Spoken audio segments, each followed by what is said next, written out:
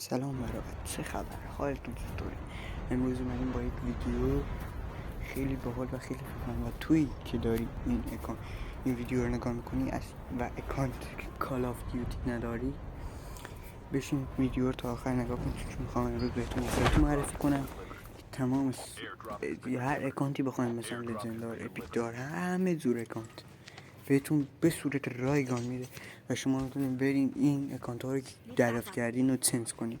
سایت ایرانی هستش، بدون هیچ مشکلی راحت میتونید برید اکانت ها رو بردارید و چنج کنید.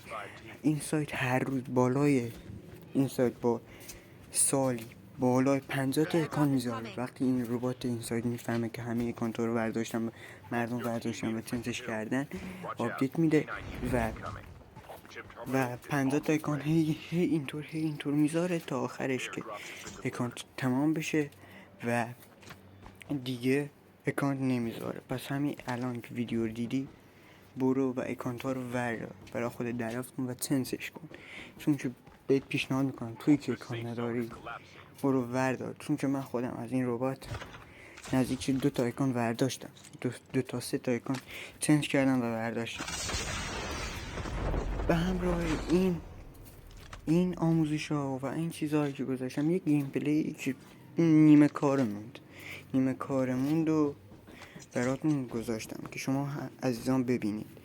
و اگر هنوز تا اینجا ویدیو نگاه کردی لایک و سابسکرایب فراموش نشه.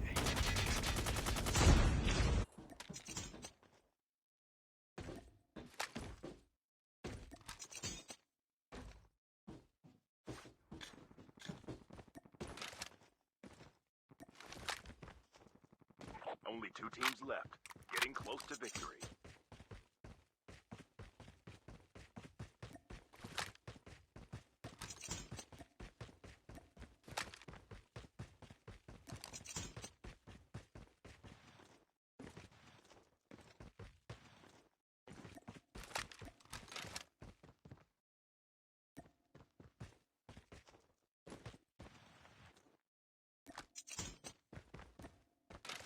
Watch out, K9 unit incoming.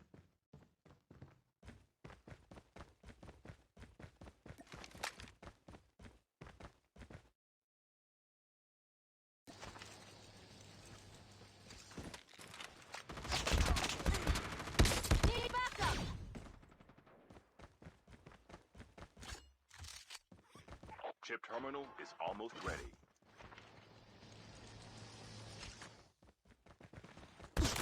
Watch out, K9 unit incoming.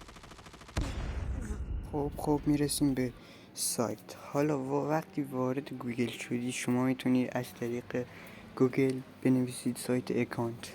حالا هر اکانتی که بخواین شما میتونید از طریق این رو سایت در بیارین. این سایت بالای 50 تا اکانت میذاره و میتونید بشمارین 50 تا اکانت راحت میتونید شما بردارید و چنجش کنید. تازه تا اینجای ویدیو رو دیدی ولی لایک نکردی، پس لایک راحت بکن. این سایت ها راستی میتونید بدون فیلتر و با فیلتر هم وارد این سایت بشید و تا اینجای ویدیو رو دیدی ولی لایک نکردی، بیمارم من دارم بهت کانت میدم، لایک کن دیگه با مرام